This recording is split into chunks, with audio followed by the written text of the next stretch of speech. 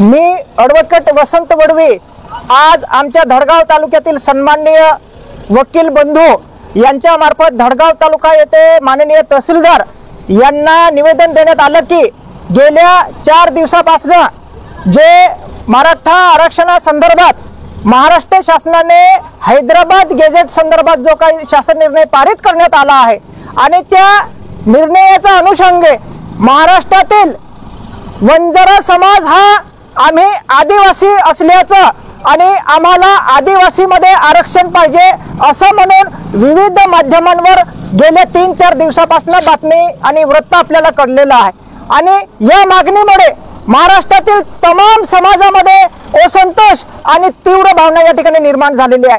वास्तविक पाहता आजही आदिवासी समाज गरीब आहे, आजही अनेक अन्याय अत्याचार सहन करून आमचं जीवनमान आहे आणि अशा परिस्थितीमध्ये महाराष्ट्रातील कुठलाही समाज उठसूट आमच्यामध्ये आरक्षण मागण्याचा प्रयत्न करत आहे। याच्यामुळे समाजामध्ये प्रचंड असा तीव्र रोष व्यक्त करण्यात येत आहे आणि या मागणीमुळे समाजामध्ये भविष्यामध्ये तेढ निर्माण होण्यासारखी परिस्थिती निर्माण होत आहे। हे जाणून बुजून केलं जात आहे। या ठिकाणी शासनाला आमची कडकडीची विनंती आहे, आमच्या समाजामध्ये कुठल्याही समाजाला आरक्षण देऊ नये। आम्हाला या भारताचे शिल्पकार आणि या भारताचे या घटनेचे शिल्पकार भारतरत्न डॉक्टर बाबासाहेब आंबेडकर यांनी घटनात्मक आम्हाला आरक्षण दिलेलं आहे। या आरक्षणाला कुठल्याही पद्धतीने धक्का लागता कामा नये। ज्याला कोणाला आरक्षण मागायचं असेल किंवा काय मागायचं असेल त्यांनी स्वतंत्र शासनाकडे पाठपुरावा करावा आणि स्वतंत्र मागावं, त्याला आमचा विरोध नाही। परंतु जर आदिवासी समाजामध्येच अनुसूचित जमातीमध्येच आम्हाला आरक्षण मागत असेल असं म्हणून शासनाला दबाव टाकत असेल किंवा असं म्हणून बेकायदेशीर मागणी करत असेल तर तमाम समाज रस्त्यावर उतरून रस्ते बंद केल्याशिवाय राहणार नाही। ही शासनाला आम्हाला कडकडीची विनंती आहे, आमचे भावनेचं कदर करावं आणि असा चुकीचा आमच्या समाजावर अन्याय होईल असं कुठल्याही समाजाला आरक्षण देऊ नये किंवा आमच्यामध्ये बोगस घुसखोरी करू नये, ही आमची कडकडीची आव्हान आहे। जर असं चुकीचं पाऊल उचललं तर याची किंमत शासनाला मोजावी लागेल, हे आम्ही या ठिकाणी ठामपणे छाती ठोकपणे सांगतो। ॲडव्होकेट अभिजित वसावे, आज जे आम्ही निवेदन दिलं, गेल्या 3-4 दिवसापासून बंजारा समाज आदिवासी समाजामध्ये आरक्षण मागण्यासंदर्भात जर धरू लागलेला आहे।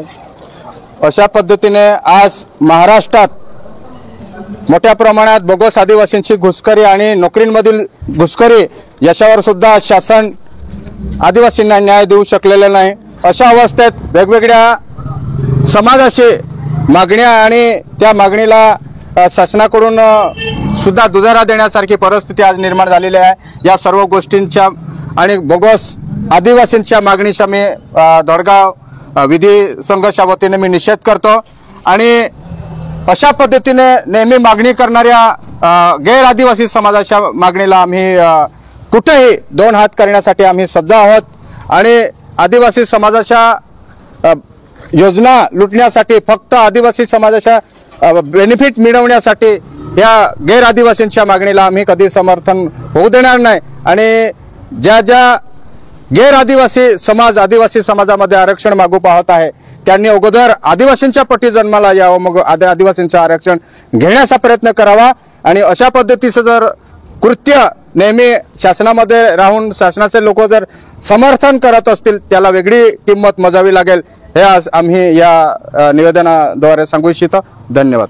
नाही कोणाच्या बापाचं आदिवासी एकता जिंदाबाद जिंदाबाद जिंदाबाद, आदिवासी एकता जिंदाबाद जिंदाबाद जिंदाबाद।